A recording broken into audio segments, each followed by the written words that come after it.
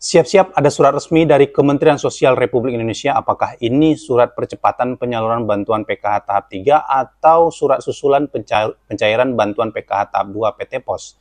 Guys, kalau video ini tembus 300 like dalam satu hari, akan ada hadiah buat teman-teman semua. Dan pastikan teman-teman semua sudah like dan subscribe channel ini. Dah, itu aja. Assalamualaikum warahmatullahi wabarakatuh. Kembali lagi di channel saya, Muhammad Mursyidin. Apa kabar teman-teman semua? Semoga teman-teman semua selalu diberikan kesehatan. Amin, amin ya rabbal alamin. Saya ucapkan terima kasih buat teman-teman semua yang sudah setia mendukung channel ini, baik dengan cara like, komen, subscribe, dan juga share. Dan bagi teman-teman yang baru bergabung dan baru kenal dengan channel ini, jangan lupa diklik tombol subscribe di bawah video ini. Jangan lupa diaktifkan juga lonceng notifikasinya, supaya teman-teman semua mendapatkan notifikasi pemberitahuan terbaru dari channel ini. Dan pastikan teman-teman semua sudah klik tombol like video ini, dan silakan tuliskan di kolom komentar kalau teman-teman semua punya pertanyaan di kolom komentar. Jadi tuliskan aja teman-teman semua pertanyaannya di kolom komentar, dan pastikan sebelum itu sudah like video ini terlebih dahulu dan tembusin 300 like dalam satu hari untuk membantu support terus channel ini.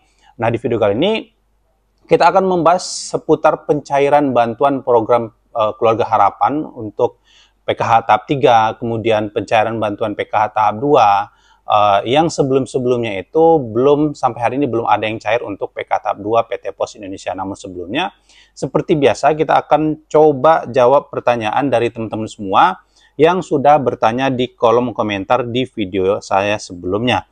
Jadi di video saya sebelumnya itu membahas seputar pencairan bantuan PKH tahap 3 dan juga penyaluran bantuan beras 20 kg. Jadi kita akan coba jawab pertanyaan dari teman-teman semua yang sudah menanyakan di video saya sebelumnya. Tetangga saya punya mobil, kemudian punya motor, Pak, rumahnya sendiri tapi dapat BPNT, bagaimana itu? Nah, jadi teman-teman, untuk saat ini ya Kementerian Sosial sedang melakukan proses verifikasi validasi data ke lapangan langsung. Ya, ini yang disebut dengan ground check oleh Kementerian Sosial. Nanti para petugas yang ada di lapangan nanti langsung verifikasi kelayakan rumah, langsung datang ke rumah penerima manfaat bantuan, baik itu PKH, BPNT, PBI, BPJS, dan lain sebagainya. Kemudian nanti data tersebut akan dikirimkan langsung oleh Kementerian Sosial hasil dari proses verifikasi kelayakan yang langsung dilakukan terjun ke lapangan. Kemudian nanti dari Kementerian Sosial akan mengirimkan data ke BPS, kemudian BPS akan mengelompokkan data tersebut menjadi beberapa tingkatan desil. Ada desil 1, 2, 3, 4, 5, 6, sampai dengan 10. Maka kalau memang kenyataannya dia sudah punya mobil, kemudian punya lahan sawit, punya lahan kebun, dan lain sebagainya, maka secara perankingan dia tidak akan lagi masuk ke dalam desil 1 sampai 4. Nah, dia pasti akan masuk ke desil 6 sampai dengan 10. Nah, kemudian teman-teman, kalau dia masuk ke dalam desil 6 sampai dengan 10, maka dipastikan dia tidak layak menerima manfaat bantuan sosial. Jadi, teman-teman, itu langkah yang pertama. Nanti akan ada proses verifikasi validasi kelayakan dari petugas yang ada di lapangan, ataupun teman-teman bisa melakukan sanggahan bantuan melalui aplikasi Cek Bansos. Nah, teman-teman download aja aplikasinya di Google Play Store. Kemudian teman-teman ketik situ Cek Bansos. Kemudian teman-teman download aplikasinya dan silakan daftar menggunakan KK dan KTP pribadi teman-teman semua. Kemudian email, nanti kalau data teman-teman sudah diverifikasi, kemudian teman-teman bisa melakukan penyanggahan di menu sanggahan untuk si penerima manfaat bantuan BPNT tadi yang sudah tidak layak menerima bantuan. Jadi teman-teman, untuk melakukan verifikasinya, teman-teman bisa melakukan sanggahan melalui aplikasi, ataupun teman-teman nanti bisa lapor ke pihak desa ataupun ke dinas sosial terdekat ya, dinas sosial di kabupaten kota teman-teman semua.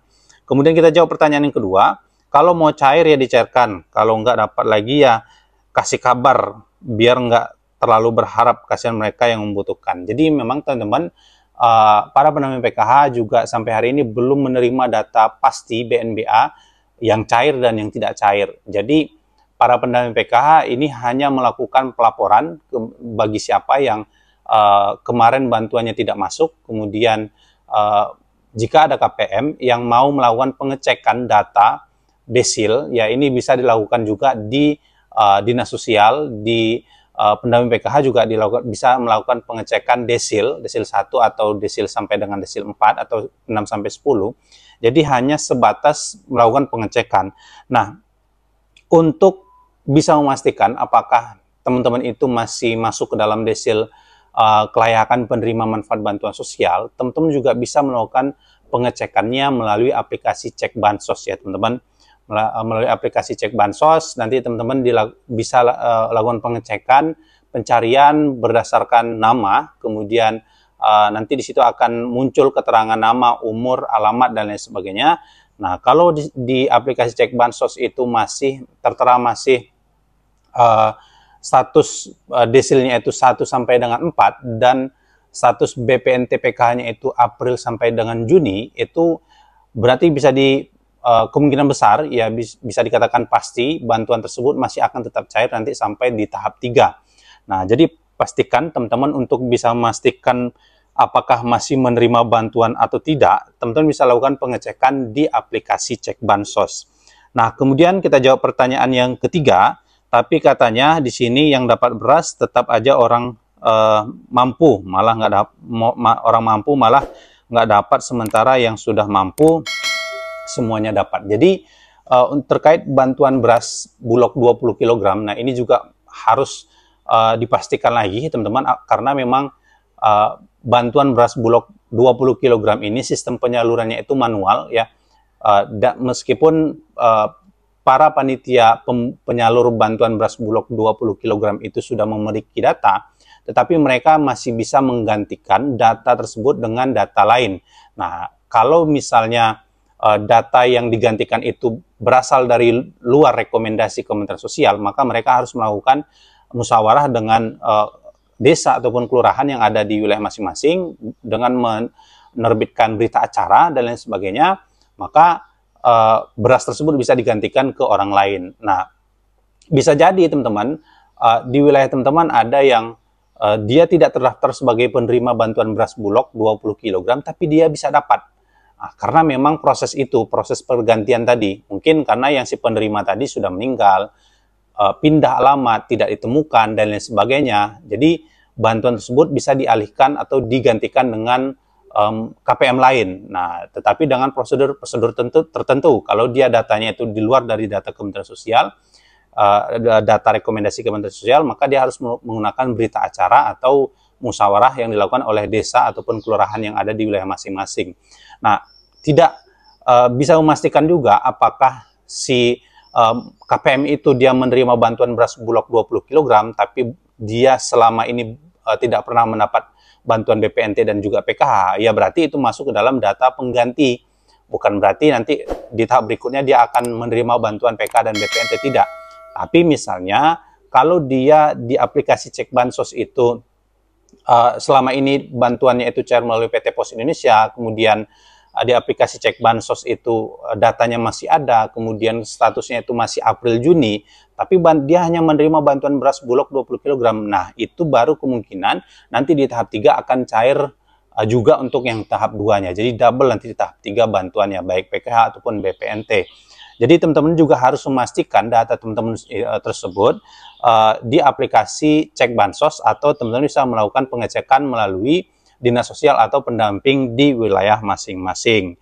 Oke, itu teman-teman, kita masuk ke informasi utamanya. Ini terkait ada surat edaran resmi dari Kementerian Sosial. Ini apakah terkait percepatan penyaluran bantuan PKH tahap 3 atau pencairan bantuan PKH tahap 2 susulan. Nah, ini masih akan saya buka surat resminya. Nah, ini kita akan baca sehubungan dengan adanya usulan data dari masyarakat dan dari Dinas Sosial. Bersama ini kami instruksikan kepada seluruh SDM PKH untuk melakukan ground check terhadap data dimaksud melalui aplikasi Sixma guna memastikan kelayakan dan ketepatan sasaran penerima manfaat sesuai dengan ketentuan yang berlaku. Hasil verifikasi lapangan ini diharapkan menjadi dasar dalam proses penetapan penerima bantuan sosial. Data hasil ground check akan dilakukan cut-off penarikan data pada tanggal 18 bulan kedua setiap periode dan pembaruan prelist di tanggal 18 setiap bulannya. Jadi untuk cut-off hasil ground check ini akan diambil per tanggal 18 di bulan kedua setiap periodenya, kemudian prelist baru akan masuk pada tanggal 18 setiap bulannya. Jadi hasil ground check itu akan diambil datanya di tanggal 18 di bulan kedua setiap periode. Misalnya, periode tahap pencairan tahap 2 itu masuk di bulan Januari, Februari, Maret, April, Mei, Juni. Nah, kemudian nanti data cut off ground check-nya itu akan diambil di bulan Mei, ya, April, Mei, Juni. Nah, jadi akan diambil di bulan Mei nanti. Tanggal 18 Mei itu Kementerian Sosial akan menarik data